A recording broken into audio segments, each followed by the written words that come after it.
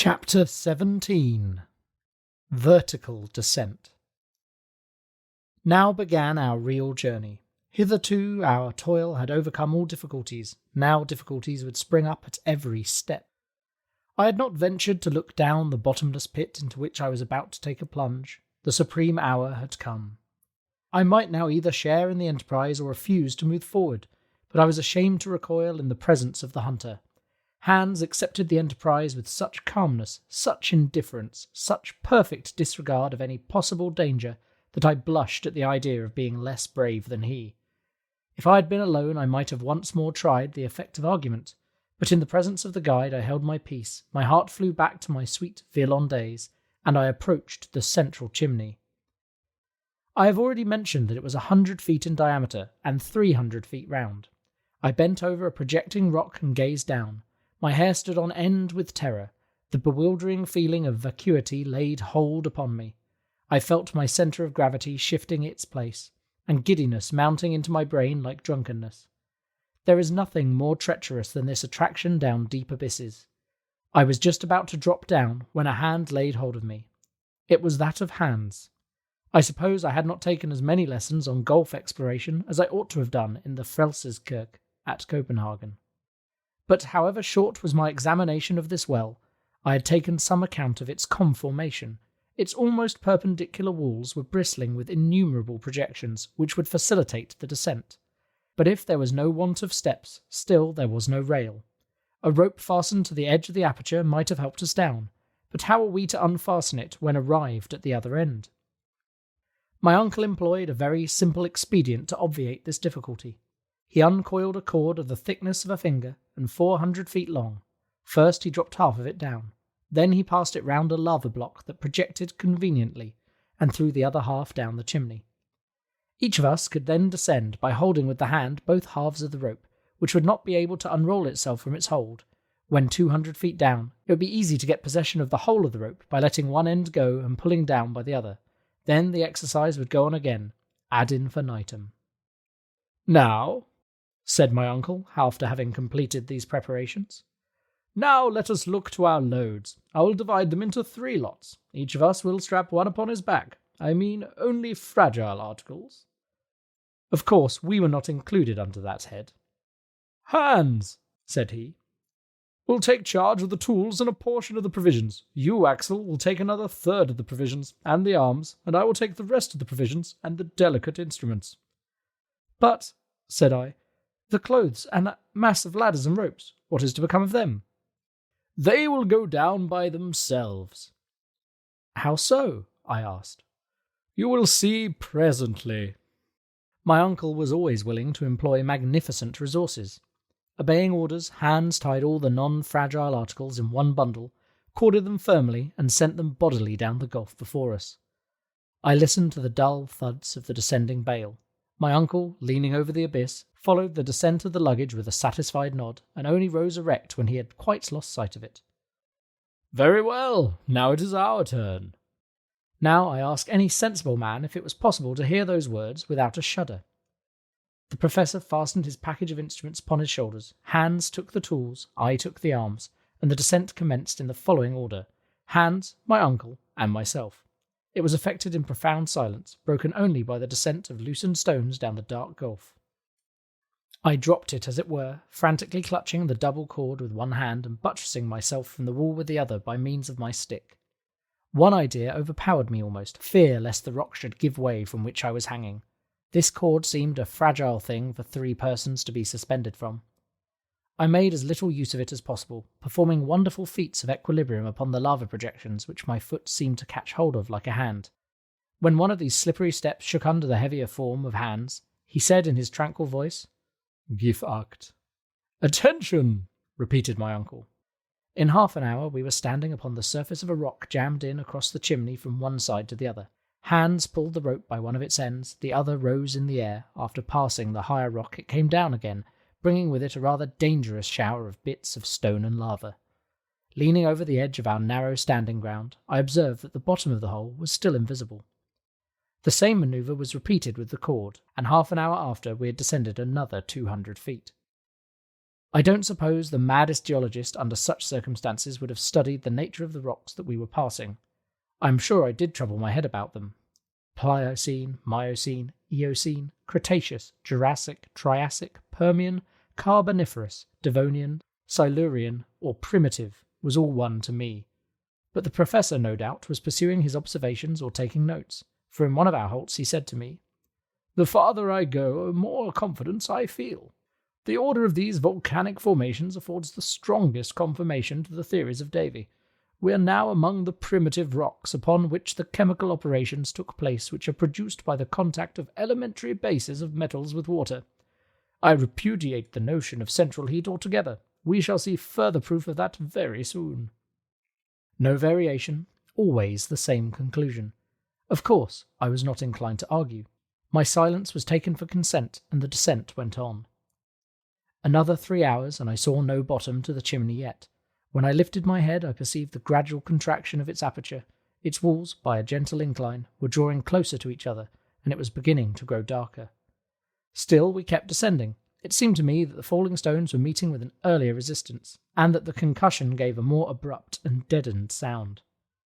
As I had taken care to keep an exact account of our manoeuvres with the rope, which I knew that we had repeated 14 times, each descent occupying half an hour, the conclusion was easy that we had been 7 hours, plus 14 quarters of rest, making 10 hours and a half.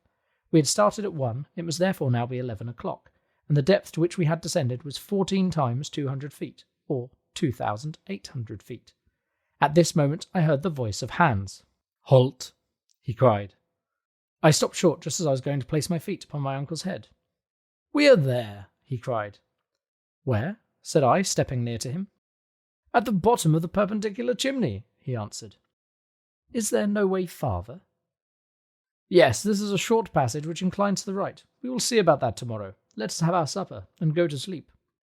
The darkness was not yet complete. The provision case was reopened. We refreshed ourselves and went to sleep, as well as we could upon a bed of stones and lava fragments. When lying on my back, I opened my eyes and saw a bright sparkling point of light at the extremity of the gigantic tube 3,000 feet long, now a vast telescope.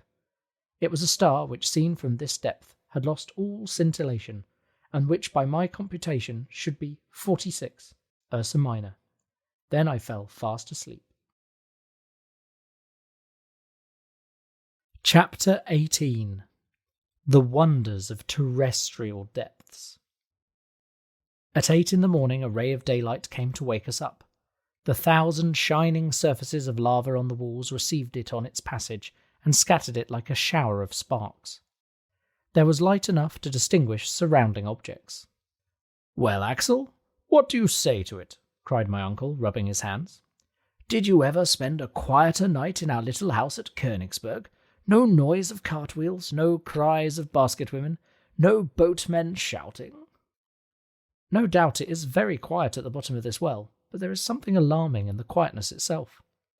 "Now come," my uncle cried. "If you are frightened already, what will you be by and by? We have not gone a single inch yet into the bowels of the earth." What do you mean?" "I mean that we have only reached the level of the island, long vertical tube, which terminates at the mouth of the crater, has its lower end only at the level of the sea." "Are you sure of that?" "Quite sure. Consult the barometer." In fact, the mercury, which had risen in the instrument as fast as we descended, had stopped at 29 inches. "You see," said the professor, "we have now only the pressure of our atmosphere, and I shall be glad when the aneroid takes the place of the barometer." And in truth, this instrument would become useless as soon as the weight of the atmosphere should exceed the pressure ascertained at the level of the sea. "But," I said, "is there not reason to fear that this ever-increasing pressure will become at last very painful to bear?" "No, we shall descend at a slow rate, and our lungs will become inured to a denser atmosphere. Aeronauts find the want of air as they rise to high elevations, but we shall perhaps have too much. Of the two, this is what I should prefer. Don't let us lose a moment. Where is the bundle we sent down before us?" I then remembered that we had searched for it in vain the evening before. My uncle questioned Hans, who, after having examined attentively with the eye of a huntsman, replied, "Der Hooper." "Up there!" And so it was. The bundle had been caught by a projection 100 feet above us, Immediately the Icelander climbed up like a cat, and in a few minutes the package was in our possession. "Now," said my uncle, "let us breakfast, but we must lay in a good stock, for we don't know how long we may have to go on." The biscuit and extract of meat were washed down with a draught of water mingled with a little gin. Breakfast over, my uncle drew from his pocket a small notebook intended for scientific observations. He consulted his instruments and recorded. "Monday, July 1st. Chronometer, 8:17 a.m. Barometer, 29.7 inches. Thermometer, 6 degrees, 43 degrees Fahrenheit. Direction, east-southeast." The last observation applied to the dark gallery and was indicated by the compass. "Now, Axel," cried the professor with enthusiasm, "now we are really going into the interior of the earth. At this precise moment, the journey commences." So saying, my uncle took in one hand Ruhmkorff's apparatus, which was hanging from his neck, and with the other he formed an electric communication with the coil in the lantern, and a sufficiently bright light dispersed the darkness of the passage. Hans carried the other apparatus, which was also put into action. This ingenious application of electricity would enable us to go on for a long time by creating an artificial light even in the midst of the most inflammable gases. "Now march!" cried my uncle. Each shouldered his package. Hans drove before him the load of cords and clothes, and myself, walking last, we entered the gallery.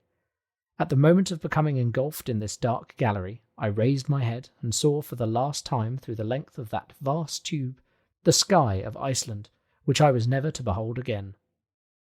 The lava, in the last eruption of 1229, had forced a passage through this tunnel.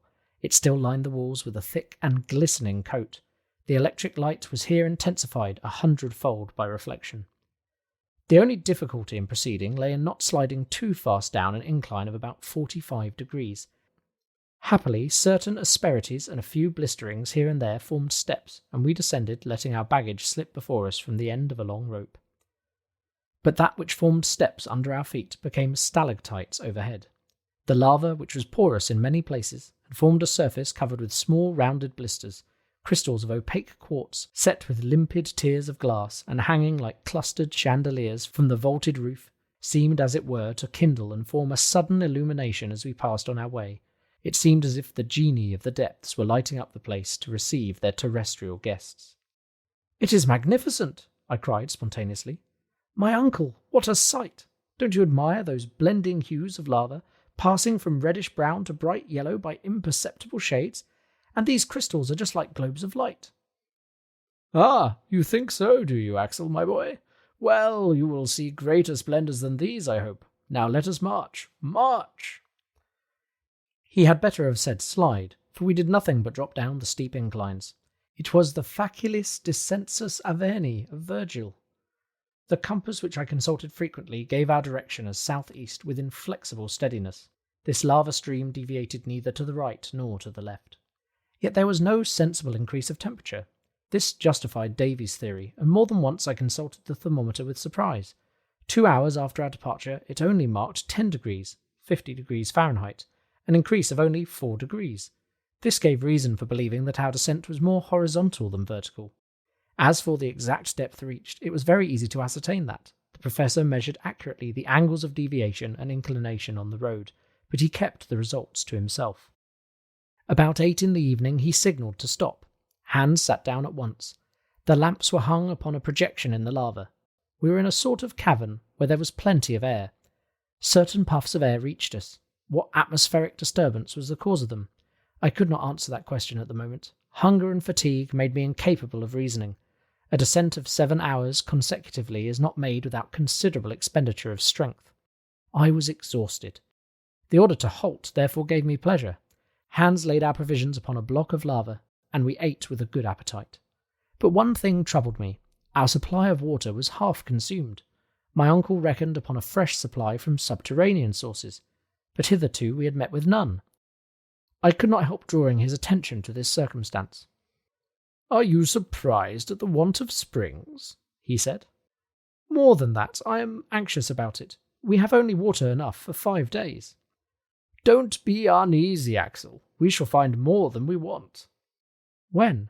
"When we have left this bed of lava behind us. How could springs break through such walls as these?" "But perhaps this passage runs to a very great depth. It seems to me that we have made no great progress vertically." "Why do you suppose that?" "Because if we had gone deep into the crust of the earth, we should have encountered greater heat." "According to your system," said my uncle. "But what does the thermometer say?" "Hardly 15 degrees, 59 degrees Fahrenheit. 9 degrees only since our departure." "Well, what is your conclusion?" "This is my conclusion. According to exact observations, the increase of temperature in the interior of the globe advances at the rate of 1 degree, 1 4/5 degree Fahrenheit, for every 100 feet. But certain local conditions may modify this rate. Thus at Yakutsk, in Siberia, the increase of a degree is ascertained to be reached every 36 feet. The difference depends upon the heat-conducting power of the rocks. Moreover, in the neighbourhood of an extinct volcano, through Nice, it has been observed that the increase of a degree is only attained every 125 feet. Let us therefore assume this last hypothesis as the most suitable to our situation, and calculate." "Well, do calculate, my boy." "Nothing is easier," said I, putting down figures in my notebook. 9 times 125 feet gives a depth of 1125 feet. "Very accurate indeed." "Well?" "By my observation, we are at 10,000 feet below the level of the sea." "Is that possible?" "Yes, or figures are of no use." The professor's calculations were quite correct. We had already attained a depth of 6,000 feet beyond that hitherto reached by the foot of man, such as the mines of Kitzbühel in Tyrol and those of Württemberg in Bohemia. The temperature, which ought to have been 81 degrees, 178 degrees Fahrenheit, was scarcely 15 degrees, 59 degrees Fahrenheit. Here was cause for reflection. Chapter 19. Geological Studies in Situ. Next day, Tuesday, June 30th, at 6 a.m, the descent began again. We were still following the gallery of lava, a real natural staircase, and as gently sloping as those inclined planes which in some old houses are still found instead of flights of steps. And so we went on until 12:17, the precise moment when we overtook Hans, who had stopped. "Ah, here we are," exclaimed my uncle, "at the very end of the chimney." I looked around me. We were standing at the intersection of 2 roads, both dark and narrow. Which were we to take? This was a difficulty. Still, my uncle refused to admit an appearance of hesitation, either before me or the guide. He pointed out the eastern tunnel, and we were soon all 3 in it. Besides, there would have been interminable hesitation before this choice of roads, for since there was no indication whatever to guide our choice, we were obliged to trust to chance. The slope of this gallery was scarcely perceptible, and its sections very unequal. Sometimes we passed a series of arches succeeding each other like the majestic arcades of a Gothic cathedral. Here the architects of the Middle Ages might have found studies for every form of the sacred art which sprang from the development of the pointed arch. And a mile farther we had to bow our heads under corniced elliptic arches in the Romanesque style, and massive pillars standing out from the wall bent under the spring of the vault that rested heavily upon them. In other places this magnificence gave way to narrow channels between low structures which looked like beavers' huts, and we had to creep along through extremely narrow passages. The heat was perfectly bearable. Involuntarily I began to think of its heat when the lava thrown out by Snaefell was boiling and working through this now silent road. I imagined the torrents of fire hurled back at every angle in the gallery, and the accumulation of intensely heated vapours in the midst of this confined channel. I only hope, thought I, that this so-called extinct volcano won't take a fancy in his old age to begin his sports again. I abstained from communicating these fears to Professor Liedenbrock. He would never have understood them at all. He had but one idea: forward. He walked, he slid, he scrambled, he tumbled with a persistency which one could not but admire. By 6 in the evening, after a not very fatiguing walk, we had gone 2 leagues south, but scarcely a quarter of a mile down. My uncle said it was time to go to sleep. We ate without talking, and went to sleep without reflection. Our arrangements for the night were very simple. A railway rug each, into which we rolled ourselves, was our sole covering. We had neither cold nor intrusive visits to fear. Travellers who penetrate into the wilds of Central Africa and into the pathless forests of the New World are obliged to watch over each other by night. But we enjoyed absolute safety and utter seclusion. No savages or wild beasts infected these silent depths. Next morning we awoke fresh and in good spirits. The road was resumed. As the day before, we followed the path of the lava. It was impossible to tell what rocks we were passing. The tunnel, instead of tending lower, approached more and more nearly to a horizontal direction. I even fancied a slight rise. But about 10, this upward tendency became so evident, and therefore so fatiguing, that I was obliged to slacken my pace. "Well, Axel?" demanded the professor impatiently. "Well, I cannot stand it any longer," I replied. "What? After 3 hours' walk over such easy ground?" "It may be easy, but it is tiring all the same." "What, when we have nothing to do but keep going down?" "Going up, if you please." "Going up?" said my uncle with a shrug. "No doubt, for the last half hour the inclines have gone the other way, and at this rate we shall soon arrive upon the level soil of Iceland." The professor nodded slowly and uneasily, like a man that declines to be convinced. I tried to resume the conversation. He answered not a word, and gave the signal for a start. I saw that his silence was nothing but ill humour. Still, I had courageously shouldered my burden again, and was rapidly following Hans, whom my uncle preceded. I was anxious not to be left behind. My greatest care was not to lose sight of my companions. I shuddered at the thought of being lost in the mazes of this vast subterranean labyrinth. Besides, if the ascending road did become steeper, I was comforted with the thought that it was bringing us nearer to the surface. There was hope in this.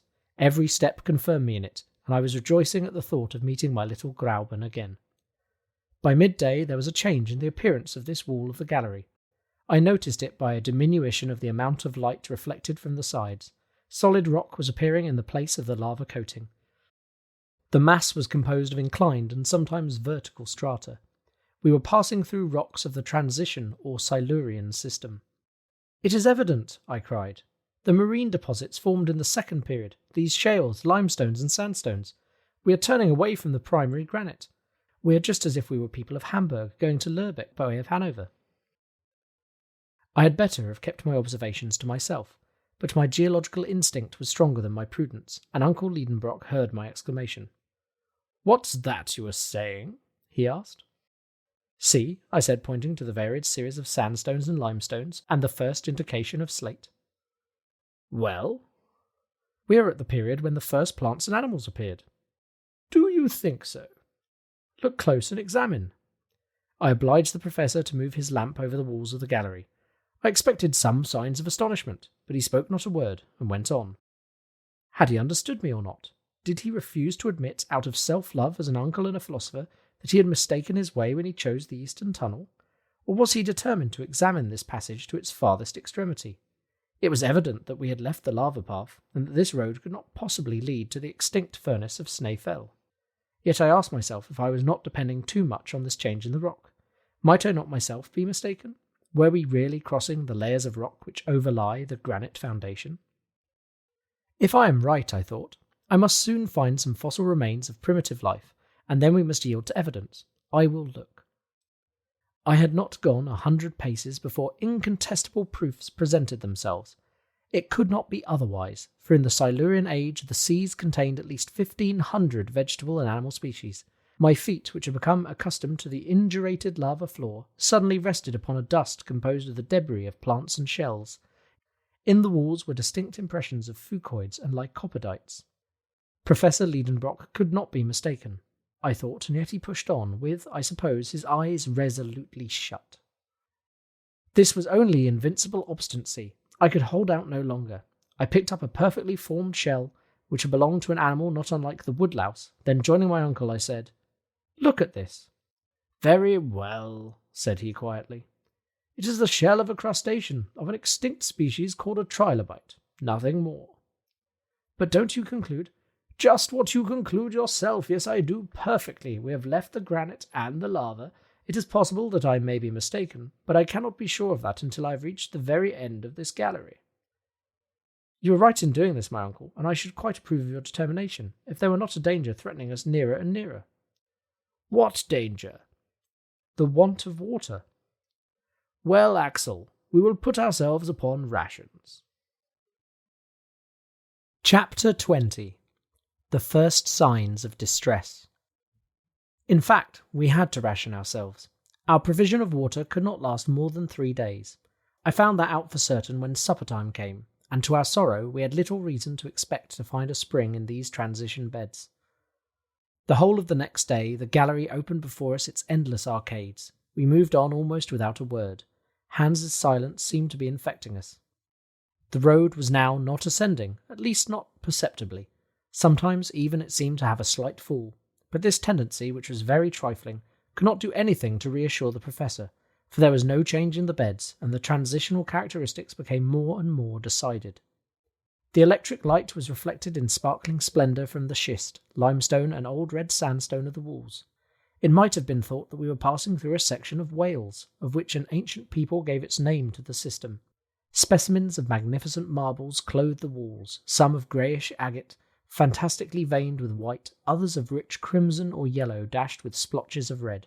Then came dark cherry-coloured marbles, relieved by the lighter tints of limestone.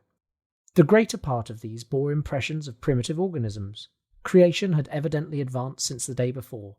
Instead of rudimentary trilobites, I noticed remains of a more perfect order of beings, amongst others, ganoid fishes and some of these sauroids in which paleontologists have discovered the earliest reptile forms.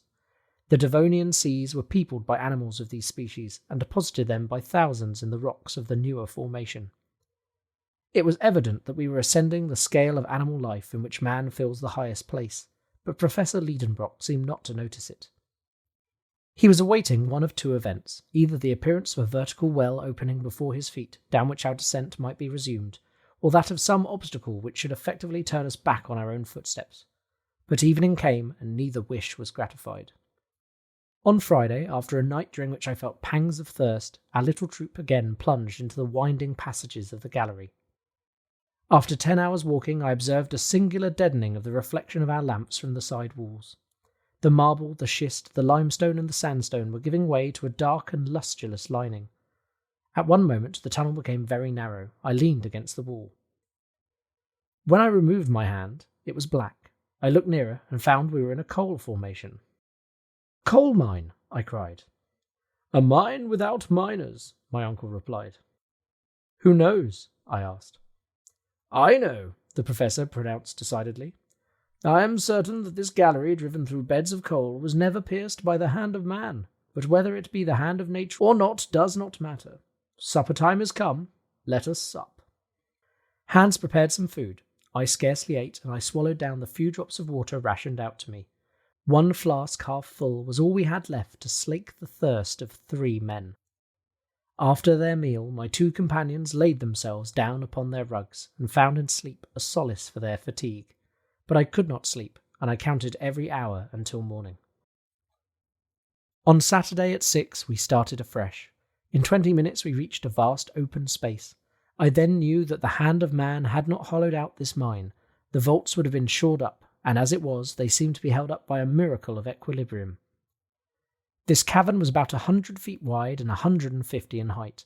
A large mass had been rent asunder by a subterranean disturbance, yielding to some vast power from below it, had broken asunder, leaving this great hollow into which human beings were now penetrating for the first time. The whole history of the Carboniferous period was written upon these gloomy walls, and a geologist might with ease trace all its diverse phases. The beds of coal were separated by strata of sandstone or compact clays, and appeared crushed under the weight of overlying strata. At the age of the world which preceded the secondary period, the earth was clothed with immense vegetable forms, the product of the double influence of tropical heat and constant moisture. A vapoury atmosphere surrounded the earth, still veiling the direct rays of the sun. Thence arises the conclusion that the high temperatures then existing was due to some other source than the heat of the sun. Perhaps even the orb of day may not have been ready yet to play the splendid part he now acts. There were no climates as yet, and a torrid heat, equal from pole to equator, was spread over the whole surface of the globe. Whence this heat? Was it from the interior of the earth? Notwithstanding the theories of Professor Liedenbrock, a violent heat did at that time brood within the body of the spheroid. Its action was felt to the very last coats of the terrestrial crust. The plants, unacquainted with the beneficent influences of the sun, yielded neither flowers nor scent, but their roots drew vigorous life from the burning soil of the early days of this planet. There were but few trees. Herbaceous plants alone existed. There were tall grasses, ferns, lycopods, besides sigillaria, astrophylites, now scarce plants, but then the species might be counted by thousands. The coal measures owe their origin to this period of profuse vegetation. The yet elastic and yielding crust of the earth obeyed the fluid forces beneath, thence innumerable fissures and depressions. The plants sunk underneath the waters formed by degrees into vast accumulated masses.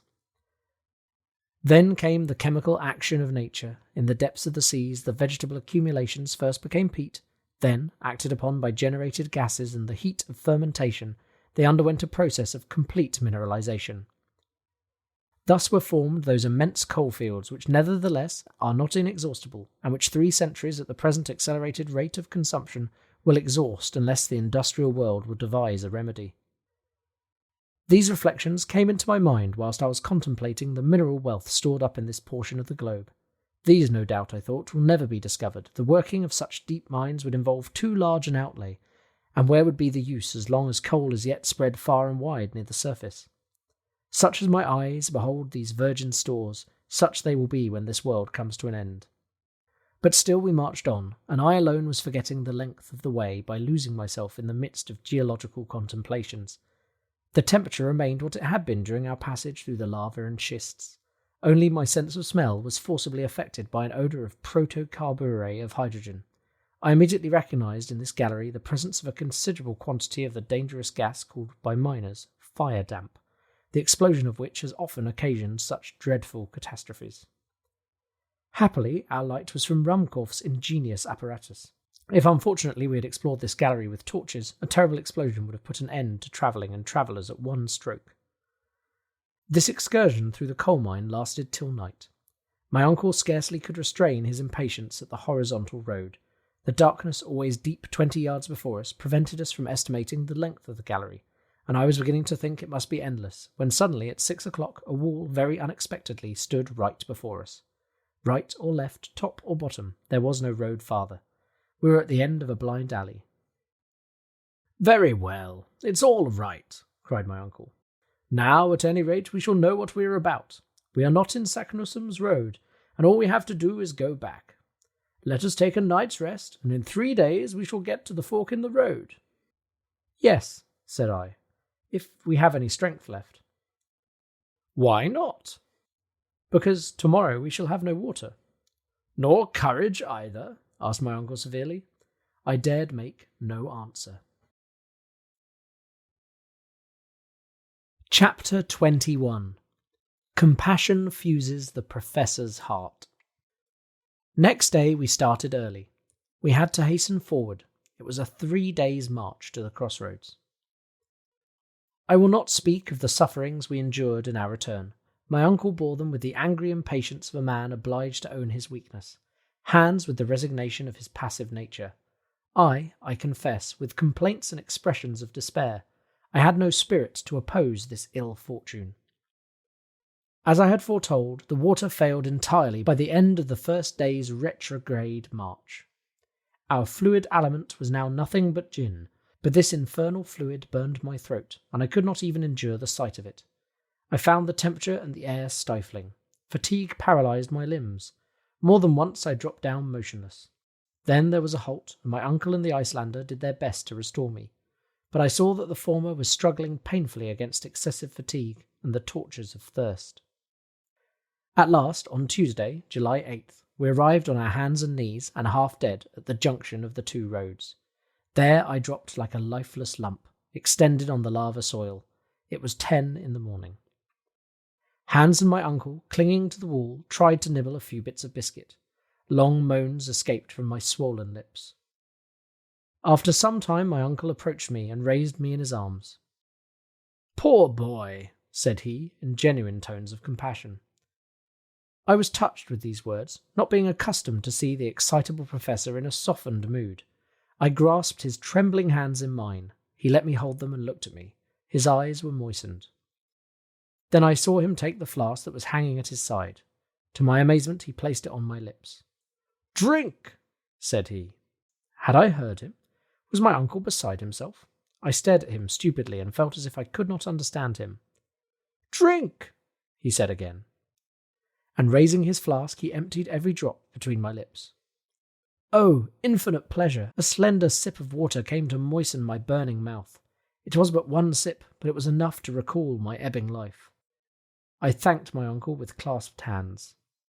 "Yes," he said, "a draught of water, but it is the very last, you hear, the last.